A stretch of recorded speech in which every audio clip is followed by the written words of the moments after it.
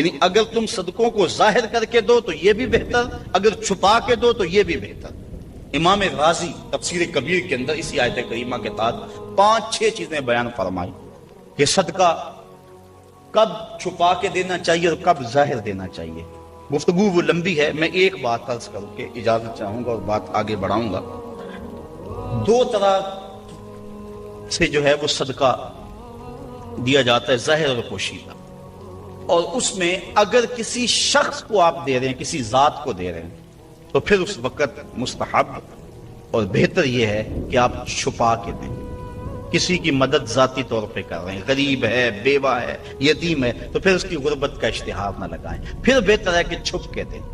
اور آقا کریم نے فرمایا 7 اشخاص قیامت کے دن اللہ کے عرش کا ٹھنڈا سایہ پائیں گے جب کوئی سایہ نہیں ہوگا۔ ان میں ایک شخص یہ فرمایا وَرَجُلٌ تصدق بصدقۃ فأخفاها حتى لا تعلم شماله ما تنفق يمينه، وہ آدمی جس نے تنہائی میں صدقہ دیا اور اتنا خفیہ دیا کہ جو دائیں ہاتھ نے کیا وہ بائیں کو خبر نہ ہو۔ فرمایا کل قیامت کے دن جب کوئی سایہ نہیں ہوگا اللہ اسے اپنے عرش کا ٹھنڈا سایہ نصیب فرمائے، اور جو عرش کے سائے تلے ہوگا قیامت کی تکلیف سے محفوظ ہوگا، جو عرش کے سائے تلے ہوگا وہ قیامت کی پریشانیوں سے محفوظ ہوگا، جو عرش کے سائے تلے ہوگا اس کو جام کوثر ضرور دیا جائے گا، اور جو ایک گھونٹ بھی پی لے گا 50,000 سال کے دن میں اسے کبھی بھی پیاس نہیں لگے گا۔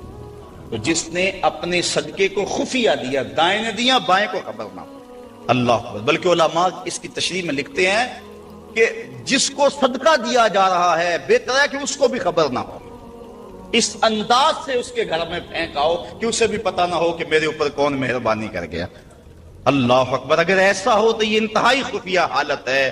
اللہ اکبر اللہ اکبر۔ تو کہا کہ اگر تم صدقہ خفیہ دو تو وہ بھی تمہارے لیے بہتر ہے، اور اگر تم ظاہر دو تو ظاہر دینا کس وقت مستحب ہے، جس میں کسی شخص کی ذات کا معاملہ نہ ہو۔ مثال کے طور پہ مسجد کے لیے فنڈ مانگا جا رہا ہے، دارالعلوم کے لیے مانگا جا رہا ہے، کسی ہاسپٹل کے لیے مانگا جا رہا ہے، کسی اور رفائی کام کے لیے مانگا جا رہا ہے، لہٰذا وہاں آپ اس نیت سے کہ اگر میں اٹھ کے اعلان کروں گا تو میرے دیکھا دیکھی کئی اعلان کریں گے، لہٰذا مدد ہو جائے گی۔ تو آقا کریم نے ایک مرتبہ جہاد کے لیے فنڈ مانگا تو ایک صحابی نے جلدی سے آغاز کر دیا، اس کو دیکھنے سے باقی بھی اٹھ کھڑے ہوئے۔ تو آقا کریم نے اس وقت فرمایا تھا من سنہ فی الاسلام میں سنتن حسنتن فلہ اجرہا، جس نے اسلام میں ایسے اچھے طریقے کو رائج کیا اللہ تعالیٰ اس کو اس کا اجر عطا فرمائے گا، اور اس کے دیکھا دیکھی جس نے اس کام کو کیا اللہ اس کا اجر بھی سے عطا فرمائے گا۔ تو اس نیت سے اگر ظاہر کر لیا جائے تو وہ زیادہ فضیلت والا ہے۔ دوسرا، اگر آپ خفیہ کی بجائے اعلانیہ کرتے ہیں تو اس سے آپ کے نفس پر ریاکاری کا امکان پیدا ہو جاتا ہے، تو پھر بہتر یہ ہے کہ ریاکاری سے بچنے کے لیے خفیہ صدقہ کیا جائے تاکہ اللہ تعالیٰ آپ کے اس عمل کی برکت آپ کو نصیب فرمائے، ورنہ ایسا ہوگا کہ ریاکاری سے سب کچھ برباد ہو جائے گا۔ آگے ارشاد فرمائے وَيُكَفِّرُ عَنْكُم مِّن سَيِّئَاتِكُم، اگر تم اللہ کی راہ میں چھپ کے یا ظاہر صدقہ کرو گے تو اللہ کے نزدیک وہ بہتر ہے، اور وہ اس سے تمہارے گناہوں کو اتار دے گا، یعنی صدقہ دینے سے جو ہے وہ گناہ مٹتے ہیں۔ واللہ بما تعملون خبیر، اور جو تم کر رہے ہو اللہ اس کو دیکھ رہا ہے، نہیں کسی نے دیکھا، جس کو تم نے دیا اس نے بھی نہیں دیکھا، کسی کو نہیں کانوں کان خبر ہوئی، لیکن جس کے لیے دے رہے وہ تو دیکھ رہا ہے۔ اللہ اکبر۔ یہ اپنی اپنی نیت پر منحصر ہے کہ کس کی نیت کیا ہے۔ لیس علیک ہداہم ولکن اللہ یہدی من یشاء، اے حبیب آپ کے اوپر لازم نہیں ہے کہ ان کافروں کو جو ہے وہ آپ ہدایت دیں، بلکہ اللہ جس کو چاہتا ہے ہدایت دے دے۔ یہ کفار کو صدقہ دینے کے جواز پر آیت نازل ہوئی۔ صحابہ صدقہ اپنا دیتے تھے، اپنوں کو مسلمانوں کو بھی، لیکن ان کے رشتہ دار کافر بھی ہوتے جو پریشان ہوتے، تو دل میں آتا یہ کافر ہیں، تو اللہ تعالیٰ نے اجازت دی کہ ان کو بھی آپ دے سکتے ہیں۔ تو کافر کو صدقہ واجبہ نہیں لگتا، یعنی زکوٰۃ نہیں لگتی، صدقہ فطر نہیں لگتا، اور جو منت کا جو صدقہ ہے وہ نہیں لگتا، واجبہ نہیں لگتا، نافلہ صدقے جو ہیں ویسے تعاون کر دیا جائے تو وہ اس کو لگ جاتا ہے۔ اس کی دلیل قرآن مجید کی یہ آیت ہے۔ وَمَا تُنْفِقُوا مِنْ خَيْرٍ فَلِأَنفُسِكُمْ، اور تم جو اچھی چیز دو تو تمہارا ہی اس میں بھلا ہے، فائدہ تمہیں ہی ہوگا، تمہارا ہی بینک ہے۔ وَمَا تُنْفِقُونَ إِلَّا ابْتِغَاءَ وَجْهِ اللَّهِ، اور تمہیں خرچ کرنا مناسب نہیں مگر اللہ کی رضا چاہنے کے لیے۔ وما تنفقوا من خیر یوفی الیکم، اور جو مال تم خدا کی راہ میں دو گے اس کا تمہیں پورا پورا اجر ملے گا۔ وانتم لا تظلمون، تمہارے سے ظلم نہیں کیا جائے گا، جدیا اس کا پورا پورا اجر ملے گا۔ للفقراء الذین احصروا فی سبیل اللہ، یہ کہا کہ کافروں کو تم صدقہ دے سکتے ہو، لیکن فرمایا تمہارے صدقے کے زیادہ حقدار وہ ہیں۔ کون؟ للفقراء الذین، وہ فقیر لوگ، احصروا فی سبیل اللہ، جو اللہ کی راہ کے اندر رکے ہوئے ہیں۔ اس سے مراد احصروا فی سبیل اللہ سے مراد مفسرین نے اصحاب صفہ لیے ہیں۔ یہ 400 کے قریب صحابہ تھے، 300 سے لے کر 400 تک ان کی تعداد مختلف روایات میں آئی ہے۔ جو مسجد نبوی میں رہتے تھے، ان کا نام کوئی گھر تھا نہ ان کے اہل تھے، بس سارا دن مسجد نبوی میں رہتے۔ حضور نے ان کے لیے ایک چبوترا بنوا دیا جس کو صفہ کا چبوترا کہا جاتا ہے، تو وہ اس پہ بیٹھے رہتے، حضور کے انتظار میں رہتے۔ آقا کریم آتے تو وہ حضور سے دین سیکھتے، بلا تعین اوقات حضور سے دین سیکھتے۔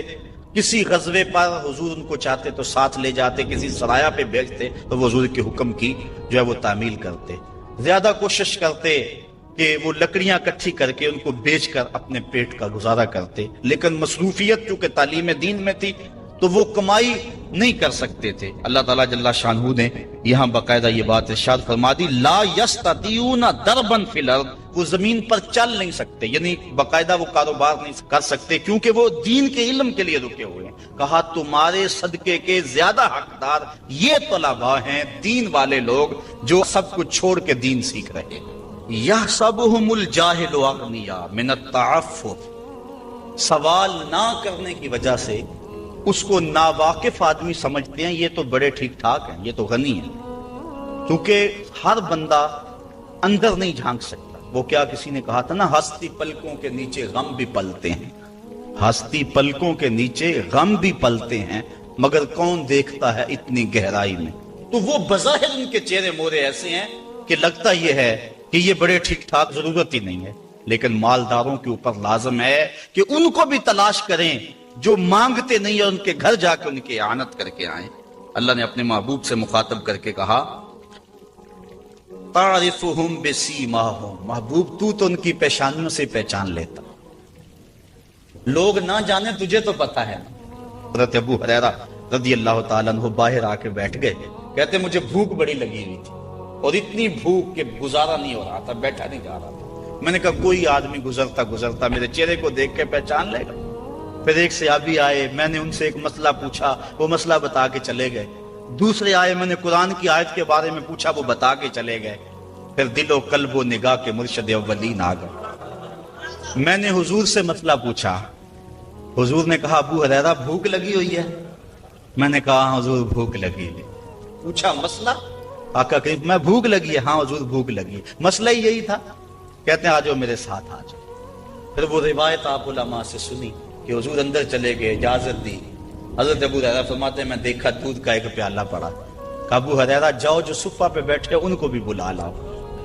میں سوچا وہ تو 70 ہیں اور دودھ کا پیالہ ایک، لیکن حضور کا حکم تھا، میں بلا لایا، کہا اب ان کو پلاؤ۔ کہا پریشان تھا لیکن جب پہلے نے پیا ذرا بھی کم نہ ہوا۔ میں سمجھ گیا حوض کوثر کی نہروں سے کنیکشن جڑ گیا ہے۔ کہا کہ ان سب کو پلاؤ، کہا ایک نے پیا، پھر دوسرے نے پیا، 70 آدمی دودھ پی گئے۔ اللہ اعلیٰ حضرت فرماتے ہیں ہاں جناب ابو ہریرہ، کیسا تھا وہ جام شیر جس سے 70 سالوں کا دودھ سے منہ بھر گیا۔ اللہ اکبر۔ کہتے ہیں پھر حضور نے مجھے پلایا، کہا اور پیو اور پیو، حتیٰ کہ میں سراب ہوا، حضور اب نہیں پیا چاہتا۔ پھر آقا کریم وہ پیالہ لیا۔ استاذ المکرم فرمایا کرتے تھے یہ تو دیکھتے ہو کہ ایک دودھ کا پیالہ 70 کے لیے کافی ہو گیا، یہ بھی تو دیکھو کونین کا سردار 70 کا جوٹا پی رہا، اس پہلو پہ بھی ذرا نظر جائے۔ اللہ اکبر۔ تو کہا محبوب تم تو جانتے ہو ان کے چہروں سے، اللہ اکبر، کہ وہ لوگوں سے سوال نہیں کرتے، لا یسألون الناس الحافا، وہ لوگوں سے لپٹ کر سوال نہیں کرتے، بڑے خوددار ہوتے ہیں۔ عموماً ایسے لوگوں کی تلاش بڑی ضروری ہے کہ جو لوگوں سے سوال نہیں کرتے، ورنہ ہم نے دیکھا ہے کہ جو لوگ مانگنے والے ہیں، سوال کرنے والے ہیں، وہ تو لاکھوں روپے جمع کر لیتے ہیں، اور جو بیچارے عزت نفس کا لحاظ رکھنے والے ہوتے ہیں ان تک کوئی بھی نہیں پہنچتا۔ آپ دیکھ لیں، اپنے معاشرے کے اندر سروے کر کے دیکھ لیں، یہ ہماری ذمہ داری ہے، محروم تک بھی پہنچنا اور سائل تک بھی پہنچنا۔ اور یہ بات ذہن میں رکھیں کہ سوال کرنا یہ مومن کی شان نہیں ہے، بلکہ حضرت سیدنا صدیق اکبر جا رہے تھے تو آپ کا کوڑا گر گیا، گھوڑے سے اترے اور نیچے سے اٹھایا اور پھر بیٹھے۔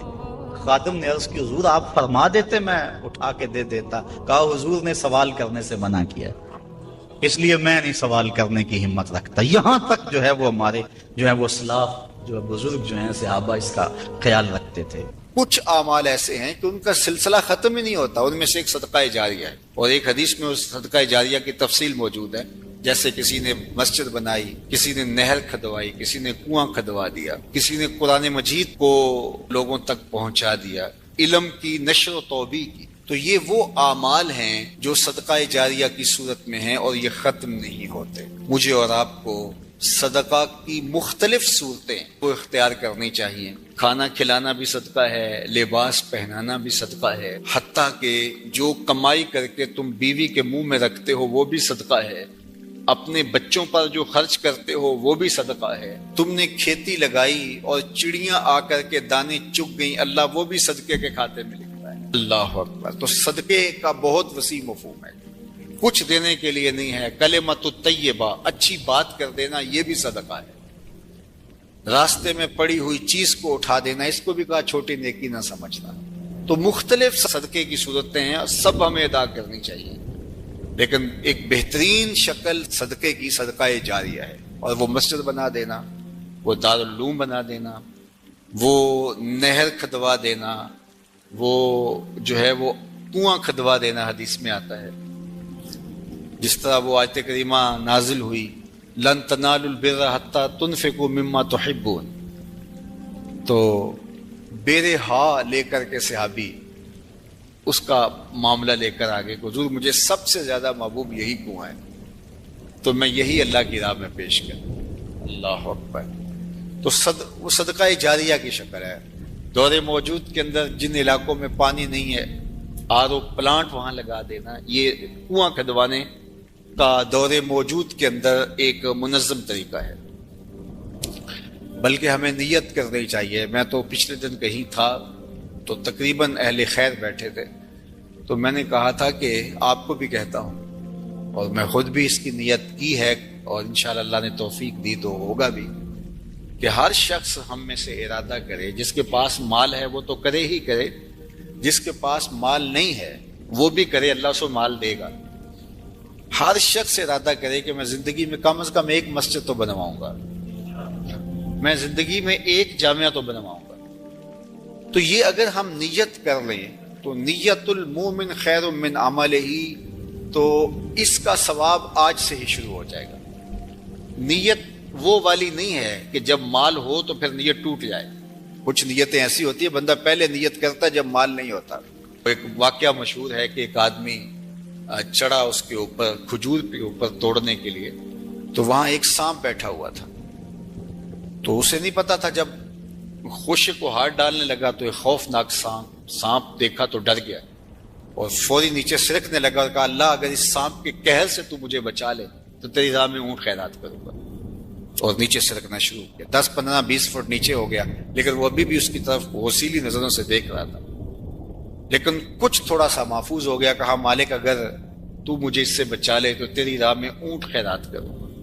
یوں اترتے اترتے نصف تک آ گیا اور سانپ کا خطرہ بھی ٹلا نہیں ہے، تو کہنے لگا اللہ اگر تو مجھے اس سانپ سے بچا لے تو تیری راہ میں بکری خیرات کروں گا۔ پھر زمین کے تھوڑا سا قریب آ گیا اور کہنے لگا اللہ تو اگر اس سانپ سے مجھے بچا لے تو مرغی دوں گا، اور پھر چھلانگ لگاتے ہوئے کہا مالک میرے گھر میں ایک انڈا پڑا ہے وہی تیری راہ میں جا کے خیرات کر دوں گا۔ تو اونٹ سے چلا اور معاملہ انڈے تک پہنچا۔ یہ صادق النیہ نہیں ہے۔ اللہ کے محبوب علیہ السلام نے حضرت ابو کبشہ الانماری سے ایک روایت ہے، اس میں فرمایا لوگ 4 طرح کے، ان میں سے دوسری قسم کے لوگوں کا ذکر فرمایا وَرَجُلٌ رَزَقَهُ اللَّهُ عِلْمًا وَلَمْ يَرْزُقْهُ مَالًا، وہ شخص جس کے پاس مال نہیں ہے لیکن اللہ اس کو شعور دیا ہے، فہم دیا ہے، علم دیا ہے. آگے لفظ ہے فہو صادق النیہ، لیکن وہ نیت کا بھی سچا ہے. وہ کہتا ہے کہ اگر میرے پاس مال ہوتا لعملت بعمل فلان، تو جو مالدار لوگ اللہ کی راہ میں خرچ کر رہے ہیں میں بھی ایسے ہی کروں. اور وہ ایسے اوپر سے نہیں کہہ رہا جب مال آ جائے تو پھر جائے. فرمایا وہ صادق النیہ، وہ نیت کا سچا ہے، اگر مال آتا تو کرتا. آقا کریم نے فرمایا کہ کل قیامت کے دن اس نے کیا کچھ نہیں ہے، لیکن جب اعمال تولیں گے تو یہ بھی اس سخی کے ساتھ ہی کھڑا ہوگا، یہ بھی افضل المنازل. تو نیت کر لینی چاہیے کہ صالح اعمال بجا لائیں، صدقہ کریں، اور صدقہ جاریہ میں مجھے آپ کو سچے دل سے اگر اللہ نصیب کر دے تو پھر یہ کوئی مشکل نہیں ہے، اور یہ سب کچھ یہاں رہ جانا ہے. اور وہ تو ہمارا کفن بھی میلا نہیں ہوتا کہ سب کچھ بانٹ لیا جاتا ہے. میاں صاحب بولے جاندی واری ڈرونا بنے ہوتے، ہاتھ نہ لاندے ڈر دے، جنہ لئی تو پاپ کمایا جی کتھے نہیں تیرے کر دے. ابو لہب ابو جہل سے لے کے دجال تک الکفر ملت واحدہ، کفر ختم کرنے کی کوشش کرے گا، اپنے منہوں کی پھونکوں سے اس چراغ کو بجھانے کی کوشش کرے گا. یہ چراغ کبھی آپ کو جھلملاتا ہوا بھی دکھائی دے گا، لیکن یہ بات ذہن میں رکھ لو کہ واللہ متم نورہ، اللہ اس نور کا اتمام کرے گا. اللہ اکبر. ولو کرہ الکافرون، کافروں کا سب کچھ ڈوب جائے. اتنا سرمایہ لگایا، مسلمان پھر ابھر گئے. منگولوں نے کیا کچھ نہیں کیا تھا، بغداد کو اجاڑ کے رکھ دیا، دریائے دجلہ کا بند توڑ دیا، انسانی کھوپڑیوں کے مینار تعمیر کیے گئے، 1.25 لاکھ لاشیں تہ خانوں سے ہم نے نکالی، اور کوئی نہیں کہتا تھا کہ مسلمان اب دوبارہ اٹھ پائیں گے. لیکن ہے یا یورش تاتار کے افسانے سے پاسباں کعبے کو مل گئے صنم خانے سے. ان اللہ یؤید ھذا الدین بید الرجل الفاجر، اللہ برے لوگوں سے بھی اس دین کا کام لے لیتا ہے. واللہ متم نورہ، وہ اس نور کو ہر صورت میں پورا کر کے دکھائے گا. یقین کا چراغ ہمارے ہاتھ میں تما دیا. یہ چراغ کبھی بھی آپ کے ہاتھ سے نہیں چھوٹنا چاہیے کہ دین غالب ہوگا. والذی ارسل رسولہ بالھدی ودین الحق لیظہرہ علی الدین کلہ، اللہ تعالیٰ نے رسول کو حق اور ہدایت کے ساتھ مبعوث اس لیے کیا ہے کہ تمام ادیان پر دین اسلام کو غالب کرے گا. اگرچہ مشرکین کو ناپسند ہو، ساری ان کی محنت ڈوب جائے گی، ساری کمائی ڈوب جائے گی. اتنا سرمایہ کیا، یہ ٹیکنالوجی کے کھڑے کیے گئے پہاڑ، یہ خریدے گئے غدار، یہ کائنات کے اندر ان کے عالی دماغوں کی محنت، دسیسہ کاریاں، پھیلائے گئے جال، یہ سب ضائع ہو گیا. اور اسلام جب اٹھتا ہے تو پھر اسلام اٹھ کے کھڑا ہو جاتا ہے. واللہ متم نورہ، اللہ اپنے نور کو ہر صورت میں اس کا اتمام کرے گا. اب اتمام دین کے لیے اس نے حضور کے غلاموں سے کام لینا ہے. آپ آئے ہو، دھوپ میں بھی بیٹھے ہو، آج عہد کر کے جاؤ کہ ہم اتمام دین کی تحریک میں عملاً شریک ہوں گے. اللہ اکبر. اور وہ کس طرح ہوگا؟ اللہ اور اس کے رسول کے ساتھ ہمارا تعلق اگر مضبوط ہوتا ہے تو اتمام دین ہوگا. پہلی بات ذہن میں رکھ لیجئے گا، دین کبھی بھی مغلوب نہیں ہوا، دین غالب رہا. دلائل و براہین کی روشنی میں دین ہمیشہ غالب تھا. سیاسی طور پہ ہم مغلوب ہوئے اور ٹیکنالوجی میں ہم مغلوب ہوئے، مختلف جگہوں پہ مختلف ذرائع میں ہم مغلوب ہوئے، لیکن اپنی فطری صداقت کے اعتبار سے دین کبھی مغلوب نہیں ہوا. دیگر عنوانات سے ہماری مغلوبیت ہے. اسلام اپنے فطری مزاج کے ساتھ غالب ہے. اللہ اور اس کے رسول کے ساتھ ہمارا تعلق مضبوط ہونا چاہیے، سطحی نہیں ہونا چاہیے. ہمارا تعلق مضبوط ہونا چاہیے. ہماری محبت نعروں تک محدود نہیں ہونی چاہیے. ہماری محبت صرف ہمارے لباس اور ہماری وضاحت تک محدود نہیں ہونی چاہیے، بلکہ محبت رسول کا تقاضا یہ ہے کہ ہماری روحیں بھی حضور کی غلام ہونی چاہیے، ہمارا جسم بھی حضور کا غلام ہو. ہمارا طرز زندگی، انداز معاشرت، اٹھنا بیٹھنا، رویے، شادی بیاہ، مرگ، سب کچھ حضور کی غلامی کے سانچے میں ڈلی ہو. دوسرا کام آپ نے جو کرنا ہے وہ کتاب اللہ سے ربط مضبوط کرنا ہے. جتنا مضبوط ربط قرآن سے قائم ہوگا امت اوپر چلی جائے گی. صرف نعروں سے نہیں، صرف باتوں سے نہیں، میری گفتگو سے نہیں، اس اجتماع سے نہیں، آپ نے قرآن سے اپنے ربط کو مضبوط کرنا ہے. کوئی دن آپ کا نہ گزرے قرآن کے بغیر. ہم اپنے ابلاغ کو مؤثر بنائیں، اور یہ صرف مبلغین کے لیے ہی نہیں ہے، یہ ہر شخص ذمہ دار ہے کہ وہ حضور کے دین کے میسج کو آگے منتقل کرے. مؤثر تبلیغ کا انداز ہوگا تو اثر انداز ہوگا. اگر تبلیغ کا انداز مؤثر نہیں ہے تو وہ الٹا نقصان کا سبب ہوگا۔ اخلاق و کردار کی خوبصورتی ہر صورت کے اندر اس امت کو حاصل کرنی ہوگی۔ امت گر جائے، امت عروج پہ ہو، جس صورت کے اندر بھی ہیں، اپنی گفتگو کو، اپنے طرز زندگی کو، اپنے انداز معاشرت کو خوبصورت رکھیں گے اور ہمارا کردار بتائے گا کہ ہم حضور کے غلام ہیں، تو ہم چاہے ایک ہی فرد ہوں گے تو اس پیغام کو لے کر آگے بڑھ جائیں گے، لیکن لاکھوں بھی ہوں گے لیکن بدتمیز ہوں گے کردار کے اعتبار سے، رویوں کے اعتبار سے، اخلاقیات کے اعتبار سے، تو پھر کچھ بھی نہیں ہوگا، ہم ایک جھاگ کی طرح ہوں گے۔ تعلیم کا نظم امتوں کو کھڑا کرتا ہے اور تعلیم کے ذریعے سے قومیں آگے بڑھتی ہیں، اور جہالت ہی قوموں کی بربادی کا سبب اور ذریعہ ہوتا ہے۔ اسی لیے ادارۃ المصطفیٰ نے اس سیکٹر کے اندر خاص طور پہ اپنے کام کو آگے بڑھانے کا آغاز کیا ہے، اس لیے کہ منبر و محراب کو اگر صالح افراد نصیب ہو جائیں جو دین کی روح کے مطابق ان تک پیغام پہنچا سکے تو یہ امت کھڑا ہوتے ہوئے دیر نہیں لگے گی۔ اسی طرح دوسرا کردار والدین کا ہے، تیسرا کردار معلمین کا ہے۔ امت سازی کے عمل میں یہ تین کردار انتہائی اہم ہیں، اور چوتھا کردار دور موجود کے اندر میڈیا کا ہے، جس سے ہم سر دست کوئی توقع نہیں رکھ سکتے، لیکن یہ تین کردار جو ہیں یہ انتہائی اہم ہیں، ان کرداروں کو ہمیں سنبھالنا پڑے گا۔ غلبہ دین کا شوق جنون کی حد تک ہمارے سینے میں موجود ہونا چاہیے، لیکن یہ بات ذہن میں رکھے کہ اگر ہم یہ نہیں کر پاتے تو ہمارے ذمے نہیں ہے، ہمارے ذمے جو ہے وہ کوشش اور محنت کرنا ہے۔ جب انسان یہ طے کر لیتا ہے کہ یہ میں نے کرنا ہی کرنا ہے اور وہ نہیں ہو پاتا تو وہ مایوس ہو جاتا ہے۔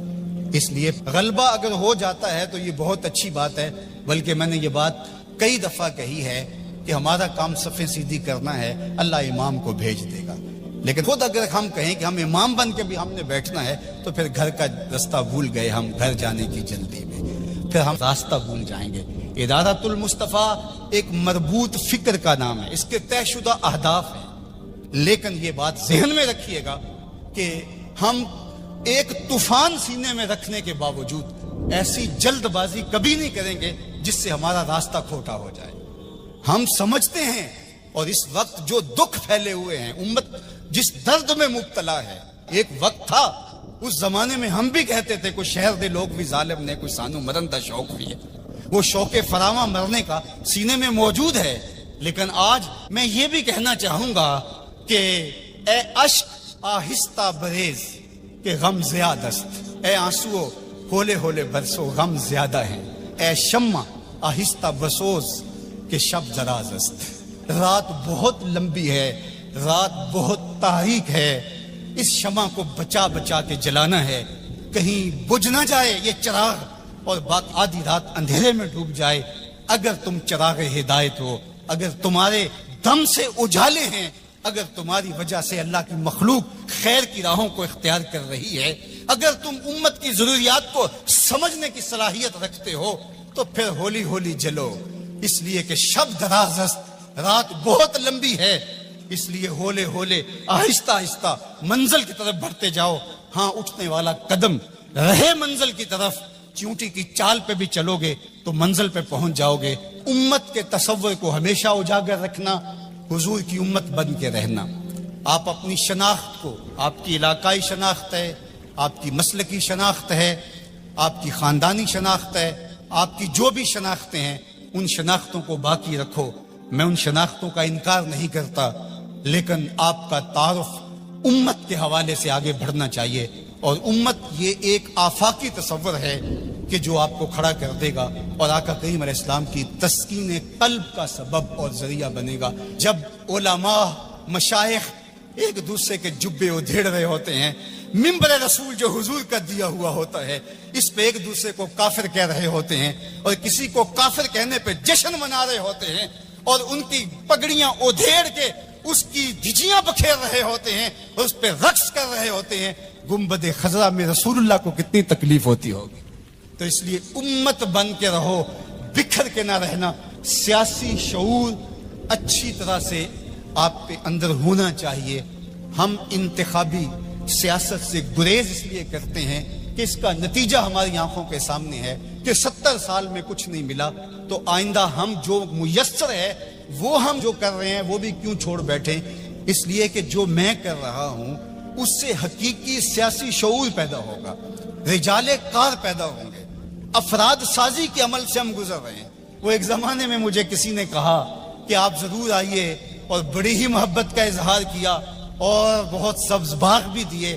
تو میں نے ان کو پیر نصیر الدین علیہ رحمہ کا ایک قول سنایا کہ ایک زمانے میں ان کو وقت کے ایک حکمران نے کہا کہ جناب آپ آئیے، ہم آپ کو وزیر بنانا چاہتے ہیں۔ تو انہوں نے ہنس کے کہا میں بادشاہ، تو مجھے وزیر بنانا چاہنا ہے۔ اس لیے ہم انتخابی سیاست کا کوئی عملی نتیجہ نہیں دیکھتے۔ اور اگر آپ سوشل میڈیا اور الیکٹرانک میڈیا دیکھتے ہیں تو آج کل جو ہاہاکار مچی ہے، جو اندھیر نگری ہے، جو لہجوں کی عجیب بدبو پھیلی ہوئی ہے، تو کیا کوئی یہ پسند کرتا ہے کہ میں بھی جا کے اس ماحول میں کھڑا ہو جاؤں؟ اور اگر کوئی کہتا ہے نہیں جناب آپ صاف سیاست کیجئے، تو میاں یہ صاف سیاست کا تو ماحول پیدا کر رہے ہیں، یہ رجال کار ہی تو پیدا کر رہے ہیں۔ باقی یہ آرزو کہ آپ آئیں، میاں میری یہ آرزو نہیں ہے کہ میں آؤں، وہ ماحول پیدا کرنا چاہتا ہوں کہ کوئی آئے، اس کے لیے کوئی بنیادیں تو کھود جائے، کوئی راستے کے اندر سے پتھر تو ہٹا دے۔ سب نے یہ کہا کہ میں آؤں گا، لیکن راستے کے اندر پتھر پڑے تھے۔ ہمارا مشن ان پتھروں کو ہٹانا ہے، راستے ہموار کرنا ہے، اور ہم نے دیر تک اس کام کی طرف جانا ہے۔ اے شمع آہستہ بسوز کہ شب دراز است، اے اشک آہستہ بریز کہ غم زیاد است، سینوں میں طوفان ہے کل بھی کل مرجل، میرا سینہ جل رہا ہے ہنڈیوں کی طرح، میرا بھی جی چاہتا کسی دیوار سے ٹکرا جاؤں۔ ان حالات میں کیا کوئی دیکھ سکتا ہے کہ رسول اللہ کی امت کاٹی جا رہی ہو، بچے ذبح کیے جا رہے ہو فلسطین میں، کشمیر میں؟ لیکن کیا اس کا علاج میرے پاس سیاست کے میدان میں چھلانگ لگا دینی ہے جہاں ٹانگیں تڑوا بیٹھوں اور جو میسر ہے وہ بھی نہ کر سکوں؟ میں جو کرتا ہوں میں شعوری طور پہ کھڑا ہوں، میں جہاں کھڑا ہوں دلیل سے کھڑا ہوں، میں جہاں کھڑا ہوں میں پورے تیقن کے ساتھ کھڑا ہوں، منزل اور ہدف میری نگاہوں کے سامنے ہے، میں آہستہ آہستہ بڑھتا چلا جاتا ہوں لیکن منزل کی طرف میری سیدھ ہے۔ ہمارا نرم رو قاصد پیام زندگی لایا، ہمارا نرم رو قاصد پیام زندگی لایا، خبر دیتی تھی جن کو بجلیاں وہ بے خبر نکلے۔ تو ہم بجلی کی طرح کوند کر کے ہم شعلہ نہیں بنیں گے، ہم شمع بنیں گے۔ لوگ کہتے ہیں شعلہ بن جاؤ، شعلہ بننا بھی یہ آگ کا مزاج ہے اور شمع بننا بھی آگ کا مزاج ہے، لیکن ہم شعلہ بننے کا مزاج نہیں رکھتے، ہم شمع بننے کا مزاج رکھتے ہیں۔ اے شمع آہستہ بسوز کہ شب دراز است، اے اشک آہستہ۔ اس کے پاس دولت بہت ساری تھی لیکن بچے چھوٹے چھوٹے تھے۔ اس نے تھیلے کے اندر سونا ڈالا کہ یہ کسی کے سپرد کر جاؤں کہ میرے بچے بڑے ہوں تو ان کو دے دے۔ سوچا غریب کو دیا تو وہ سنبھال نہیں سکے گا، بچوں کو دیا تو وہ ضائع کر دیں گے۔ ایک دوست تھا اس کا امیر ترین، اس کو کہا کہ میاں یہ سونا اور تھیلا ہے، ساتھ وصیت نامہ لکھا جب میرے بچے بڑے جوان ہو جائیں، بالغ ہو جائیں تو جو تیرا جی چاہے ان بچوں کو دے دینا۔ یہ اس نے وصیت کی اور وہ سب کچھ اس کے سپرد کیا۔ بچے جوان ہوئے، اس نے لوگوں کو بلایا، بچوں کو بلایا، سونا تھیلا سب کچھ سامنے رکھا، وصیت نامہ پڑھا۔ ان کے باپ نے جب مرتے ہوئے مجھے یہ سونا تھیلے میں ڈال کر دیا تو ساتھ یہ وصیت نامہ لکھ کر دیا کہ جب میرے بچے جوان ہوں گے جو تیرا جی چاہے بچوں کو دے دے۔ تو اس نے سونا اپنے پاس رکھ لیا اور خالی تھیلا بچوں کو دے دیا۔ اب سارے کہیں ظلم ہوا ہے، یتیموں کے ساتھ ظلم ہوا ہے، لیکن کریں کیا کہ وصیت نامہ ہی ایسا تھا، نہ عدالتی چارہ جوئی ہو سکتی ہے، نہ اس کو کہا جا سکتا ہے۔ سارے کہیں ظلم ہوا، علماء سے پوچھا کہا ظلم ہوا، لیکن کیا کہا جا سکتا ہے؟ وصیت نامہ کے اندر بات ہی ایسی تھی کہ اس نے زیادتی کی ہے اور سب کچھ خود رکھ لیا۔ امام اعظم امام ابو حنیفہ، سراج الامہ، امام الائمہ، آپ کی خدمت میں لوگ حاضر ہوئے کہ یوں یتیموں کے ساتھ یہاں زیادتی ہوئی، لیکن وصیت نامے کی عبارت اس طرح کی تھی، اس لیے کوئی بول بھی نہیں سکتا۔ آپ کو ارشاد فرمائے، کہا دوبارہ سب لوگوں کو جمع کر لو، اسے بھی بلا لو، بچوں کو بھی بلا لو۔ بلا لیا گیا، کہا میاں وصیت نامہ پڑھو۔ وصیت نامہ پڑھا گیا کہ یہ سونا ہے، تھیلے میں ڈال کے تجھے دے رہا ہوں، جب میرے بچے جوان ہو جائیں گے جو تیرا جی چاہے وہ بچوں کو دے دینا۔ آپ نے فرمایا پھر پڑھو، اس نے پھر پڑھا، کہا اب تم بتاؤ تمہارا جی سونے کو چاہ رہا ہے یا تھیلے کو چاہ رہا ہے؟ اس نے کہا میں تو سونا رکھنا چاہتا ہوں۔ کہا وصیت نامہ پڑھو۔ وصیت میں ہے جب بچے جوان ہوں گے جو تیرا جی چاہے وہ بچوں کو دے دے. اب تیرا جی تو سونے کو چاہ رہا ہے اور وصیت میں لکھا بھی یہ ہے کہ جو تیرا جی چاہے وہ بچوں کو دے دے. لہذا سونا دینا، بچوں کو تھیلا رکھ خود. تو امام اعظم نے اس طرح ان یتیموں کی مدد فرمائی تو کہا لن تنالوا البر حتی تنفقوا مما تحبون. تم اتنی دیر تک نیکی کی حقیقت کو نہیں پہنچ سکتے جب تک اس کو تم اللہ کی راہ میں خیرات نہ کرو جس کو تم خود پسند کرو. اللہ مما تحبون، تو انسان اس کو راہ خدا میں خیرات کرے جس کو خود پسند کرتا ہے. اور آگے فرمایا وَعَلَمُوا، اور جان لو ان اللہ غنی حمید، اللہ غنی بھی ہے اور سراہا ہوا بھی ہے. اسے تمہارے مالوں کی ضرورت نہیں ہے، وہ ان غریبوں کو خود بھی تو دے سکتا تھا نا. تمہاری ڈیوٹی لگائی کہ تم دینا، وہ خود بھی تو دے سکتا تھا. لیکن یہ تمہاری آزمائش، ان کی آزمائش اور تمہاری آزمائش. اب دیکھتے ہیں کون اپنی آزمائش میں پورا نکلتا ہے. الشیطان یعدکم الفقر ویامرکم بالفحشاء، شیطان تمہیں اندیشہ دلاتا ہے محتاجی کا. اگر تم نے اللہ کی راہ میں دیا تو تم محتاج ہو جاؤ گے، تمہارے پاس اتنی دولت نکل جائے گی. وَيَأْمُرُكُمْ بِالْفَحْشَاءِ، اور تمہیں بے حیائی کا حکم دیتا ہے. بے حیائی سے یہاں مراد علماء تفسیر فرماتے ہیں بخل ہے، کنجوسی ہے. اور کنجوسی کو بے حیائی اس لیے کہا گیا کہ اس سے بڑی کیا بے حیائی ہوگی کہ غریب نانے شبینہ کو ترستا ہو اور امیر دولت کو سنبھال کے بیٹھ جائے. یہ بے حیائی نہیں ہے تو اور کیا ہے. وہ کیا کسی نے کہا تھا گندم امیر شہر کی ہوتی رہی خراب، بچی مگر غریب کی فاقوں سے مر گئی. تو اس سے بڑی بے حیائی کیا ہوگی کہ ایک گھر میں گھی کے چراغ جلتے ہوں، ایک گھر کے اندر فضول خرچیوں پر مال لنڈھائے جا رہے ہوں، اور دوسری طرف بیوہ کی یتیم بچیاں گھر میں بوڑھی ہو رہی ہیں اور کوئی ان کا رشتہ قبول نہ کرتا ہو کہ ان کے پاس دینے کے لیے کچھ نہیں ہے، اور ہم پیسے اڑا دیں اپنے نفس کی خواہش کے لیے جو ہے وہ لاکھوں روپے خرچ کریں اور اپنی گلی میں ان غریبوں اور یتیموں کا لحاظ رکھیں. تو اس سے بڑی بے حیائی اور کیا ہو سکتی ہے. اللہ تعالیٰ نے بخل کو جو ہے وہ فحشاء کے ساتھ تعبیر کیا کہ شیطان تمہیں بے حیائی کا حکم دیتا ہے. واللہ یعدکم مغفرۃ منہ وفضلا، اور اللہ تمہیں مغفرت کا اور اپنی جناب سے فضل کا وعدہ دیتا ہے. تم اس کی راہ میں خرچ کر کے تو دیکھو وہ تمہارے گناہوں کو معاف کر دے گا، اور جب تم اس کی راہ میں خرچ کرو گے تو اس کا فضل ہوگا، یعنی تمہارا مال کم نہیں ہوگا. عقل یہی کہتی ہے، شیطان بھی یہی وعدہ دیتا ہے. اکاؤنٹنٹ سے پوچھو تو وہ بھی کہتا ہے کہ اتنے خرچ کرو گے تو اتنے کم ہوں گے. کیلکولیٹر بھی یہی حساب دیتا ہے. لیکن اللہ کہتا ہے میں وعدہ دیتا ہوں فضل کا، تم خرچ کر کے دیکھو تمہارے مال بڑھا دوں. اور میں ایک مثال دیا کرتا ہوں، پرانے دور میں یہ ہم نے بھی دیکھا ہوا دور کہ کنویں سے پانی نکال کر کھیتوں کو ہم سیراب کیا کرتے تھے. پھر دیکھتے دیکھتے ٹیوب ویل آ گئے تو ان سے پانی ہم اپنے کھیتوں کو دینے لگے. وہ جو کنویں تھے ان کو باقاعدہ بند نہیں کیا. لیکن اب کہیں کوئی پرانا کنواں ہو تو وہاں جا کر دیکھو، ایک تو پانی بہت نیچے جا چکا ہے، دوسرا ڈول ڈال کر نکالو گے تو گندا ہو چکا ہے، سونگو گے تو بدبودار ہو چکا ہے. پانی وافر تھا، شفاف تھا، کثیر تھا، پاکیزہ تھا. لیکن اب وہی پانی نیچے بھی چلا گیا، نہ اس کی فراوانی رہی، نہ اس کی تازگی رہی، نہ اس کا وہ شفاف پن رہا. کیوں؟ اس لیے کہ جب وہ کنواں اپنا باہر دیتا تھا نیچے سے سوتے پھوٹتے تھے. جتنا لٹاتا تھا اللہ اور دے دیتا تھا. جب اس نے باہر دینا چھوڑ دیا اللہ نے اس کو عطا کرنا چھوڑ دیا. اس لیے اس کی راہ میں دیتے جاؤ گے اللہ خزانوں کے منہ تمہارے لیے کھول دے گا. تمہارے مال میں خدا کی راہ میں دینے سے کبھی کمی نہیں آئے گی. اگر کسی کا مال کم ہوا ہے، کاروبار لوگوں کے دیکھیں ہم نے بڑے بڑے کاروبار اس میں ختم ہو جاتے ہیں. تلک الایام نداولھا بین الناس، دن پلٹتے رہتے ہیں، آج اور کل کیفیت اور. اس کی وجہ یہ نہیں ہے کہ اس نے راہ خدا میں لٹایا تو اس لیے ایسا ہوا، اس کی وجہ اور ہے. اس لیے راہ خدا میں جتنا مرضی مال دو گے کم نہیں ہوگا، بلکہ اللہ تعالیٰ وعدہ دیتا ہے کہ تم اس کے راہ میں دو گے تمہارا مال بھی بڑھا دوں گا اور تمہاری بخشش بھی فرما دوں گا.